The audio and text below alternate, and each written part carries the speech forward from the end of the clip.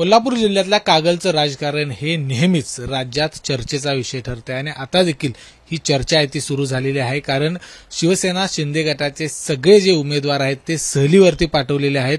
हसन मुश्रीफ आणि समरजित सिंह घाडगे यांची युती झाली आणि त्याच्यानंतर संजय मंडलिक यांनी त्यांचे सगळे जे उमेदवार आहेत, नगरसेवक पदाचे असतील, नगराध्यक्ष पदाचे असतील, हे सगळे सहलीवरती पाठवलेले आहेत। त्याचं कारण काय आपण विचारून घ्यात।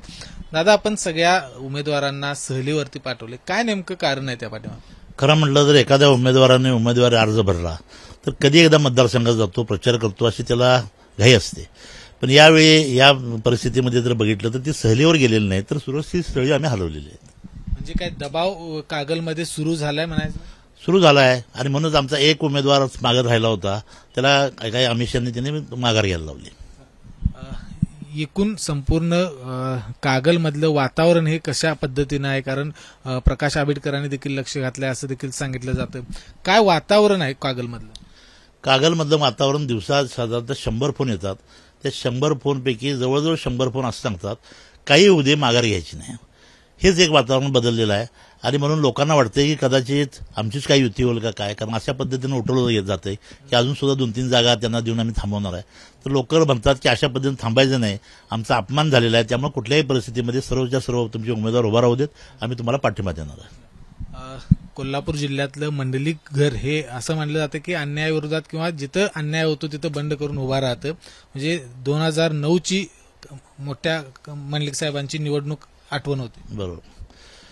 आता काय आमच्या 5वीलाच पुजले काय संघर्ष माहिती नाही, पण परिस्थिती निर्माण होते।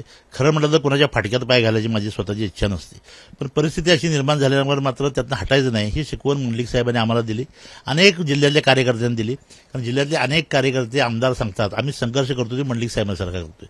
मी तर त्यांचा मुलगा आहे, त्यामुळे साहजिकच तो वारसा माझ्याकडे आहे। ही युती नेमकी मंडलिक किंवा मुश्रीफ आणि घाडगे ही युती नेमकी का झाली असेल असं तुम्हाला वाटतं?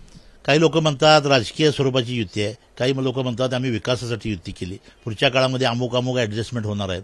तर कागल तालुक्यामध्ये विशेषतः कागल शहरामध्ये चर्चा आहे। काही ठिकाणी जमिनीवर आरक्षण समरजित घाडगेंची टाकली होती, ती त्यांना काढून घ्यायची होती। ईडीच्या मध्ये त्यांनी स्वतःच भूमिका घेतली होती, त्याबद्दल मुश्रीफांना सुटका करून घ्यायची होती। पण ईडी आणि आमचं काय म्हणायचं प्रॉपर्टी ह्याचं डील त्यामध्ये झालेलं आहे। कागलची जनता कुणाच्या बाजूने उभा राहील?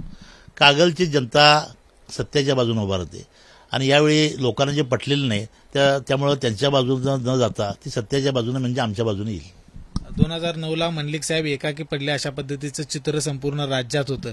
आता संजय मंडलिक एकाकी पडलेत असं देखील म्हटलं जातं। कोल्हापूर जिल्ह्यामध्ये कोणाला कोण एकाकी पाडू देत नाही। विशेषतः नेते मंडळी जर बाजूला झाली तर जनता त्याच्याबरोबर येते। याचा अनुभव 2009 साली मंडलिक साहेबांच्या रूपानं आला, काही काळामध्ये राजू शेट्टींच्या बाजूने आला आणि एकटा पडलाय म्हणतात जनता अधिक ताकदीनं उभा राहते। हा प्रत्यय आपल्याला ह्याच्या मागे आलेला आहे। यावेळी सुद्धा अधिक ताकदीनं तशी पद्धतीची लोक पाठिंबा आम्हाला देत आहेत।